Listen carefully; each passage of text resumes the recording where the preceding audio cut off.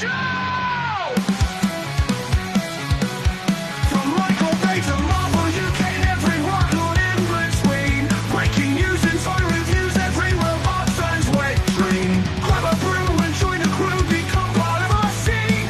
Bring your mom, let's drink her own, make sure you're at least 18. Welcome to the show, the party and let's blow. Friday nights, let's go, Transformers the show. Hello guys, it's Andy from Transformers the Show here with another review, this time taking a look at Legacy United Cyberverse Universe Slipstream. And we will start off, as we do, with a quick look at the packaging, so you can see the artwork there of Slipstream in jet mode.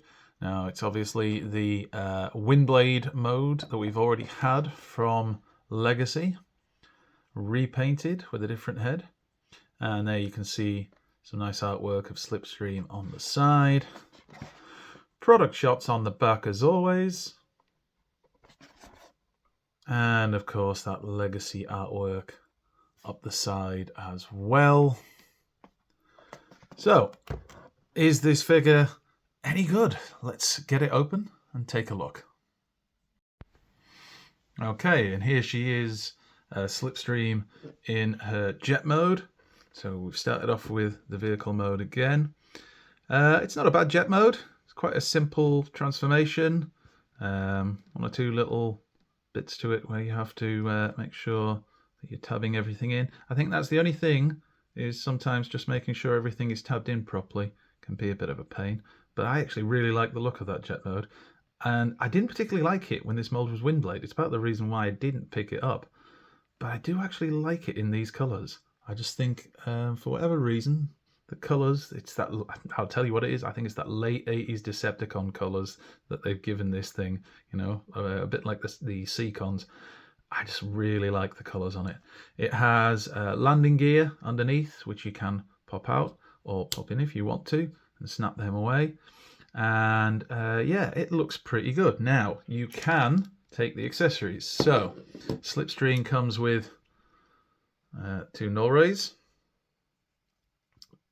and these can be attached onto a wing. There's actually two ports that you can put them into, but the one nearest the body it's too difficult really to fit in, so we pop them nearer the wingtips, which I personally prefer anyway. I think it looks really nice.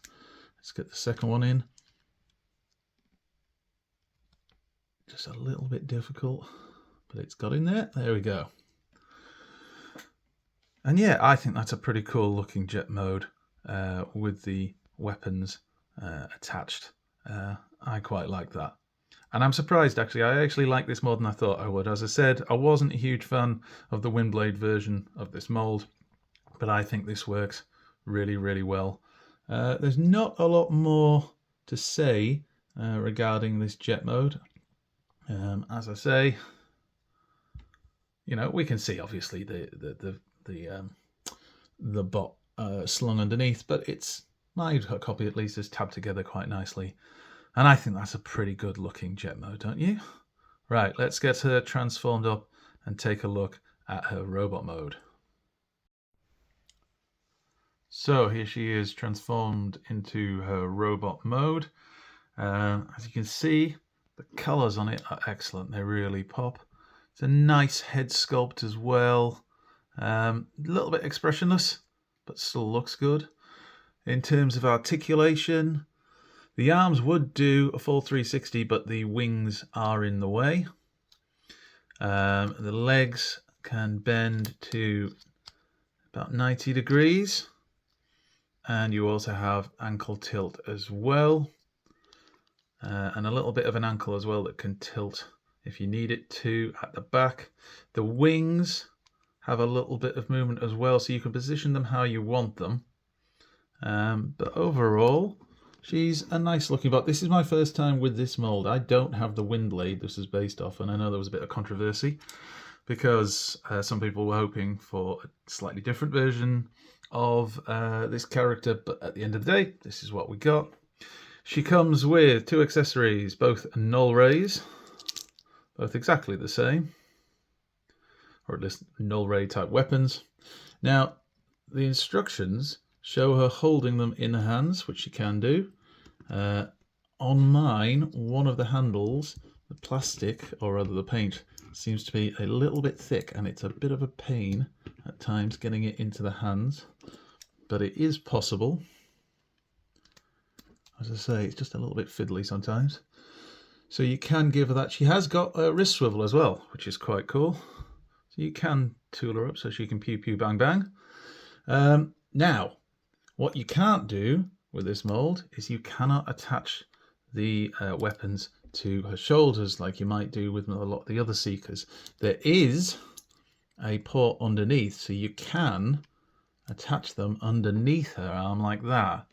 But personally, I'm not a great fan of that. Something you can do on both sides, so both arms have that port. Another thing you can do if you want to try and recreate the look of the old Seekers is you can pop the guns into these ports here and here. So this one's the one with the thicker paint on it. There we go.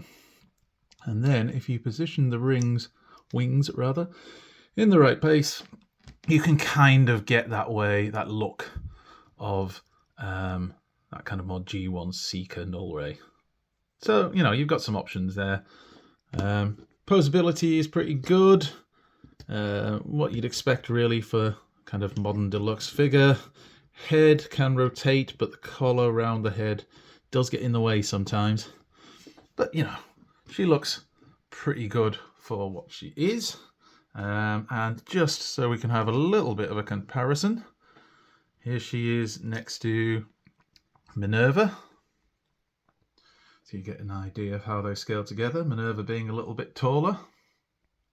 And as I say, I don't have the original Windblade version of this mold, but I do have the, I think it was Titan's Return Windblade. So again, you can see how they look together. I think they look all right. I think they look quite nice. So you have kind of that idea of what they look like together.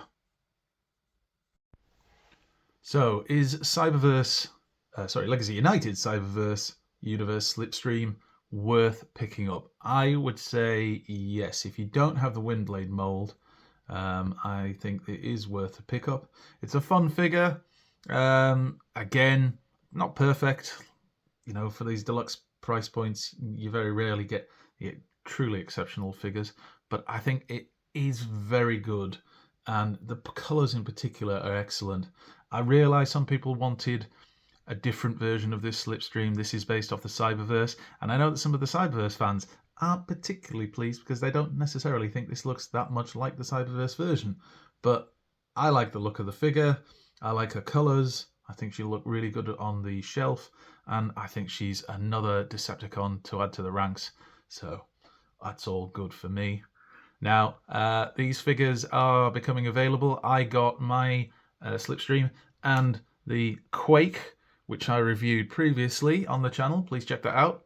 I got them from the whole shebang, but these are coming to stock at many of the other independents, and I'm sure through Hasbro Pulse as well. So hopefully, if you want to pick these figures up, you'll be able to get them, and maybe even in Smith's or some of the other retail stores. Anyway, thank you for watching. If you've stuck with it till the end, much appreciated. Please like and subscribe, and tune in to Transformers the Show every Friday night at 8 PM on YouTube. That's British time, UK time. And make sure to leave a comment. Tell me what you think about Slipstream and indeed Quake or any of the new figures. Will you be picking them up? Have you already got them? Do you like them? What do you think? Anyway, this has been Andy for Transformers the Show. Thanks for tuning in. Catch you next time.